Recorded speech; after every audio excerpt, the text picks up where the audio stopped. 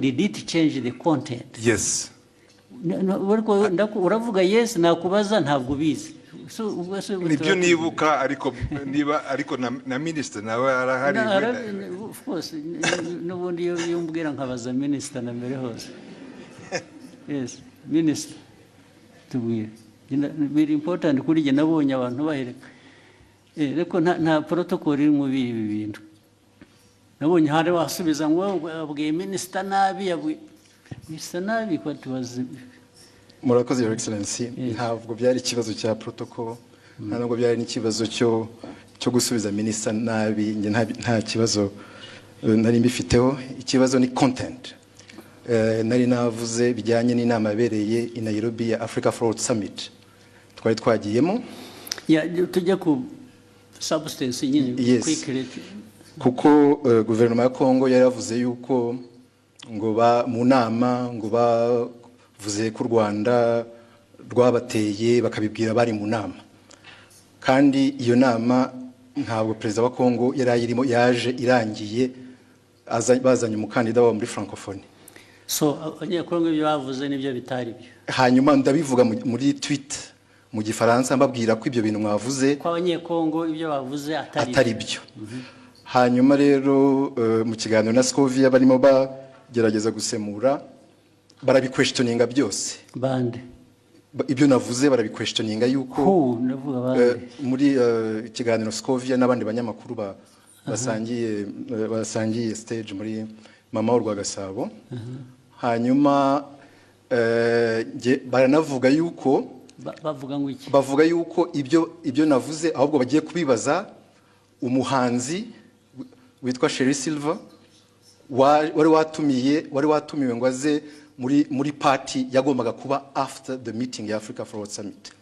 Ku buryo navuze yuko bitanakwiye yuko ariko ibyo bavuze bitajyanye n'ibyo bavuze ni ibiki? Nibyo ngibyo byuko Kongo yanenze u Rwanda mu nama kandi Kongo perezida wayo ataranahari. Ibyo nibyo navuze, bo baranabiquestioninga. Barabiquestioninze cyangwa babiripotinze ku buryo butari bwo? Babiquestioninze ibyo navuze. Bavuga ko ahubwo baza no kubaza umuhanzi. Babiquestioninze bavuga ko ibyo wavuze bitari byo cyangwa ko bitari byo, ko bitumvikana, ko ahubwo baza kubaza uwo muhanzi ko ari wewe uza kubisobanura. Ikitarumvikanaga ngo nikize.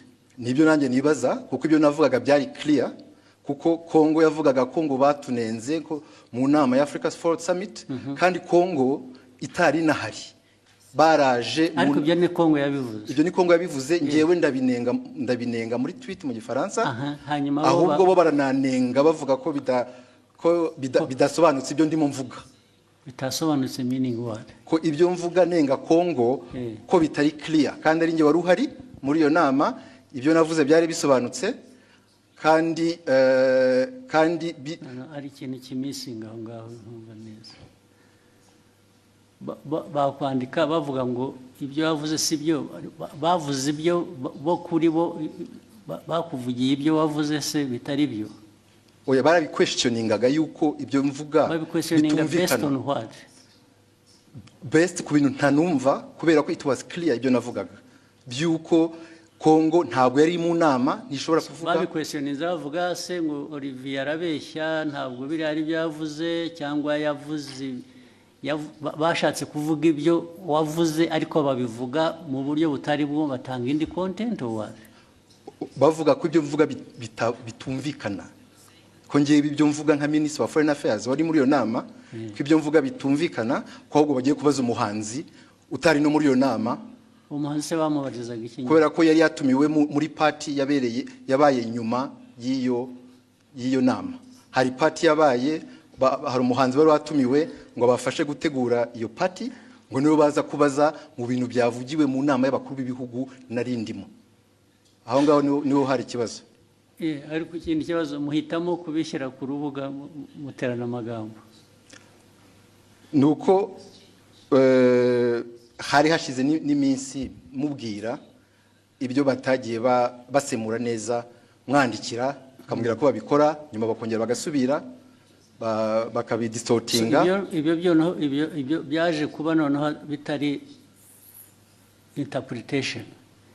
Ibyo bavuze gusa ko ibyo bavuze atari byo. Ko atari byo ko babi questioning. I think it is very intriguing. What is it? Nyakubahwa murakoze